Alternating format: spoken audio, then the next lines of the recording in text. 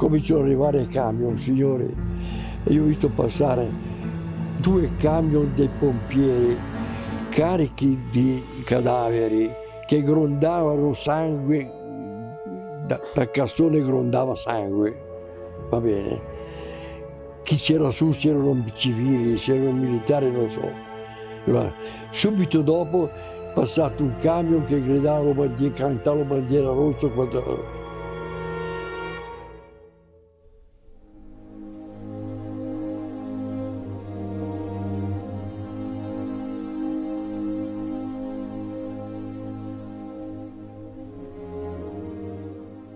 Allora sono entrato, sono andato dentro, sono andato su Medicam dove c'era il telefono, il centralino, per cortesia dico, mi passi la linea con Castano Primo col mio comando, perché io ci ho portato ancora la divisa da Iran.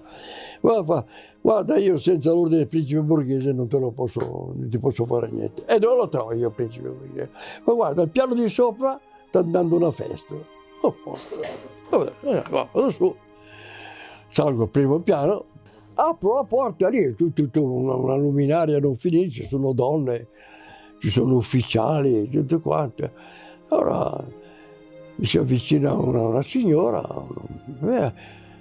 buonasera, fa, ha bisogno, cerca qualcuno in particolare? Dico sì, cerca veramente il comandante, il principe borghese.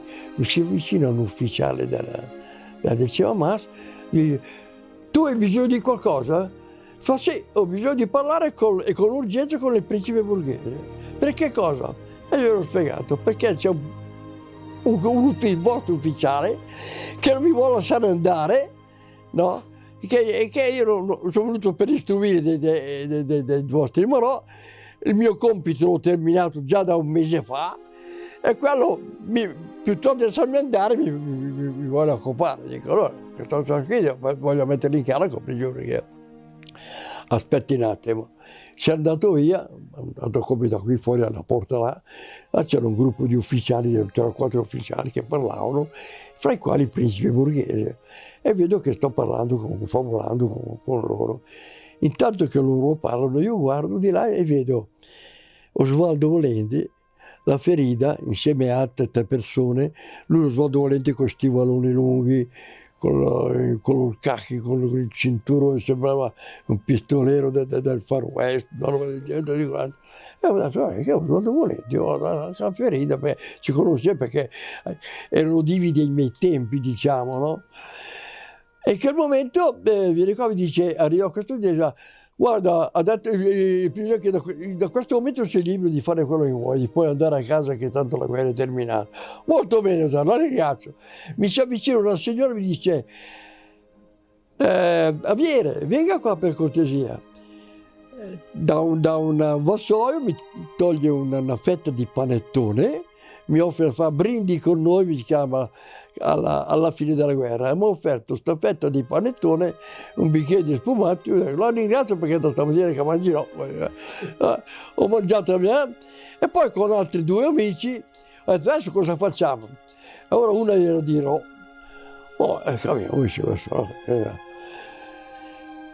Ci mettiamo su, prima di camminarci stavano distribuendo tutto quello che c'erano dentro i viveri, e abbiamo ricevuto tutti noi, ognuno di noi, nessuno voleva il burro, noi abbiamo preso 2 pani di burro da 2 kg, lui erano 4 kg, quell'altro di Rone ha preso 4 kg che lui, che non l'ha preso, sta con gli San Giallo che diceva, no, voglio del burro, portarlo a casa, se poi ci mettono il burro in tasca. Beh, comincio a prenderlo, poi dopo in fretta a lasciarlo andare. Ci hanno dato qualche soldo, ci hanno dato 2000 lire a testa, ci hanno dato, e ci camminiamo. A un certo punto, prendiamo il corso Sempione, avevamo fatto forse un 200 metri per andare al cimitero, quando cominciamo a sentire sparare, pim pom pam sull'altra parte, qui la messa si mette male. E cosa facciamo? Poi mi viene in mente che dico, aspetta, io conosco una ragazza che veniva su in villeggiatura a Cunardo, in Valganna, che io sono cunardese, no? E dico, veniva giù, scappava da Milano, una figlia unica, si chiama Rosanna. E dico, abita in via Pier della Francesca. E allora proviamo, eccola qui la via. E sono andato. Sono arrivato nella piazzola, c'era la via, poi c'era una piazzetta così sulla destra. Cerco il suo numero, l'ho trovato, erano già le 7:30, erano già. Allora suona il campanello. Chi è? Va, Rosanna, sono Gianni, senti, e cosa fai qui? Guarda, bisogna parlare, se vieni giù e poi ti spiego tutto. E lui ha detto, guarda, dammi da dormire questa notte, perché devo andare a Varese. Come ci sono due amici, andare in giro, sparano da tutte le parti qui, per la via. Poi, ma vieni su. Cioè, i genitori, due persone già anziane, mi hanno ricevuto, ci hanno fatto dormire nella sala per terra, abbiamo dormito.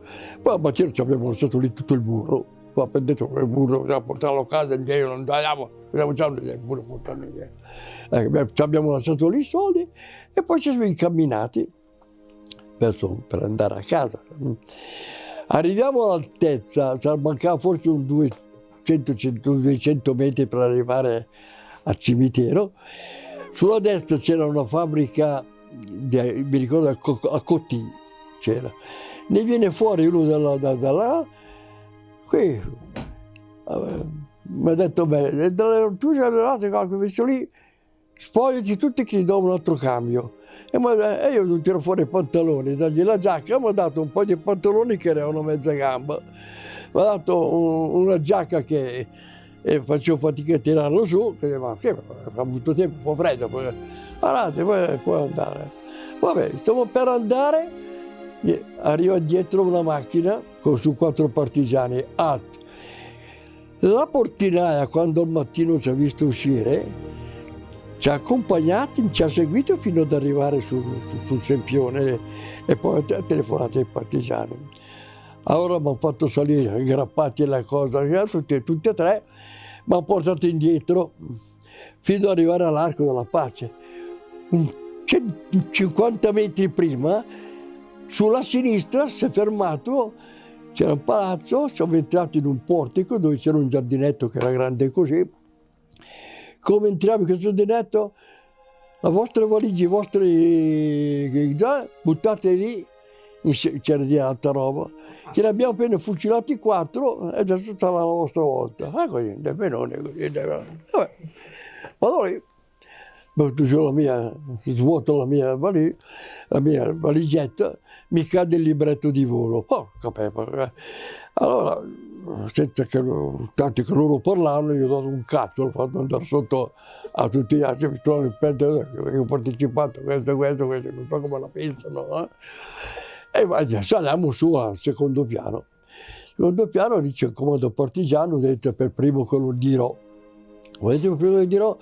Conosce un suo amico, ciao, qui, là, su, no, e fa, perché tu lo conosci? Sì, guarda, suo papà. L'hanno deportato in Germania perché era un operaio specializzato, no, era un tornitore, roba del genere, e allora l'hanno obbligato, mi si chiama il papà, ad andare e lui a arruolarsi. Allora è andato il salvacondotto. Va dentro quella venese lì e dopo 5 minuti viene fuori anche lui che dice io sono mostrato la tessera che sono del GAP, gruppo azione partigiani, scritto del genere. Così, no? Anche lui l'ha lasciato andare. Vado dentro, io sono dell'aeronautico, ho capitato lì nel momento più brutto, cosa devo fare, che cosa? Non lo capivo. Quelli dell'aeronautica, che cosa ci sono? No, disarmarli e lasciarli liberi. Vabbè, no, ma ci vuole ancora quest'ora. Aspettiamo, cominciano a telefonare adesso, ma non si capisce, non risponde nessuno. Beh, comunque, se fino a ieri, se no c'è uno. Va bene, può andare anche lei.